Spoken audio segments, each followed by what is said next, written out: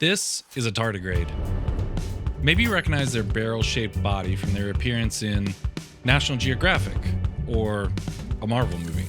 But one of the things that makes these strange life forms so amazing is the discovery that these little creatures can survive in extreme environments. They've been discovered surviving cold temperatures close to absolute zero, like negative 200 degrees Celsius, or hot temperatures far above boiling, like 150 degrees Celsius. They can survive extreme radiation, intense pressure, and recently, we've discovered they can even survive in the vacuum of space. But let's be honest, as amazing as tardigrades are, they aren't anything like humans.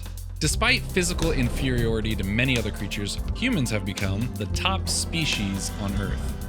Our adaptability and our innovation compensate for our vulnerability and slow reproduction, enabling us to thrive in a variety of environments and overcome challenges. And humans have survived and flourished in almost every environment on Earth, developing into the most complex and sophisticated group of creatures on the planet. But what is that unique something, that special spark, that makes human life so much more unique than tardigrades? The historian Yuval Noah Harari tackles this question in his famous book, Sapiens: A Brief History of Humankind. He proposes several key factors that contributed to the success of Homo sapiens compared to other animals. One of these factors is self-awareness. For example, you are self-aware that you're watching this video right now as a distinct person and thinking about what you're experiencing.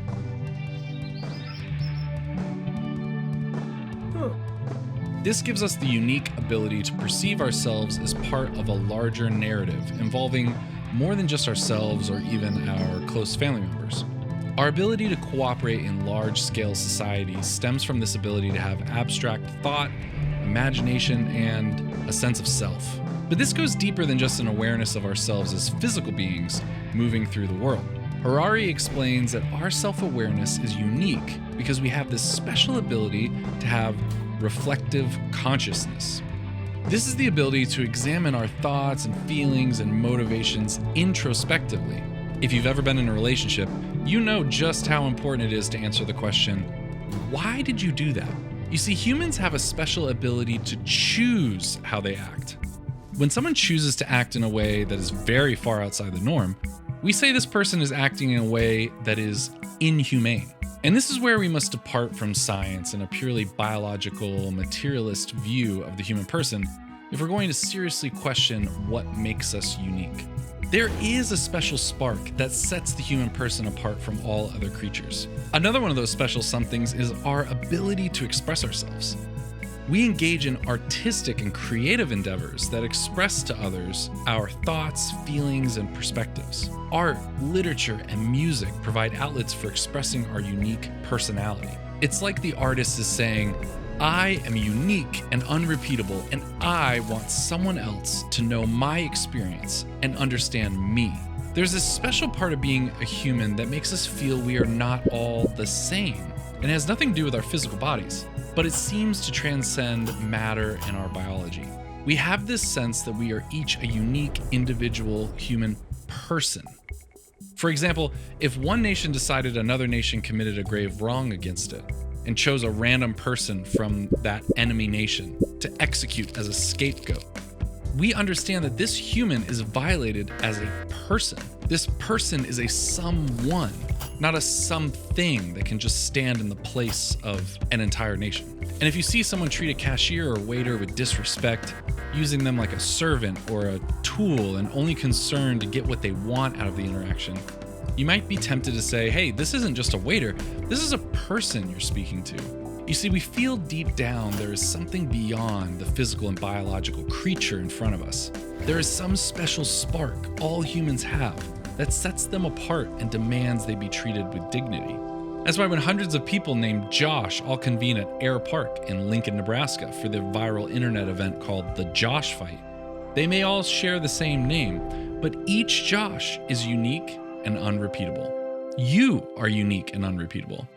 It's estimated that over 100 billion people have ever lived on Earth so far, and no other person that's ever lived is quite like you.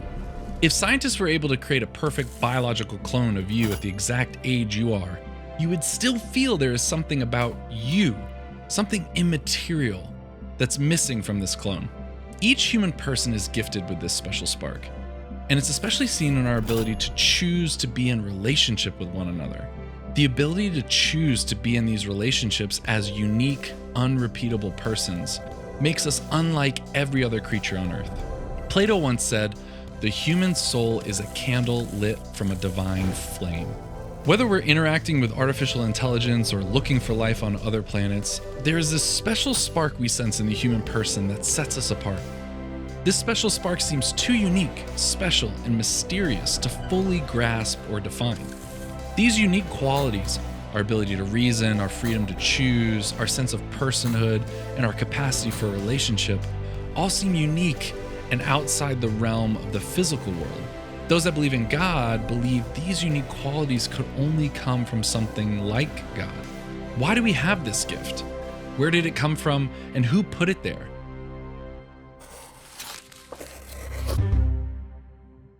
This is the Catechism of the Catholic Church. It's the official summary written by the Church of everything Catholics believe. But if the contents of this catechism are unlocked, it can change the world. We believe the Catechism isn't a dry, dusty textbook. It's a gift.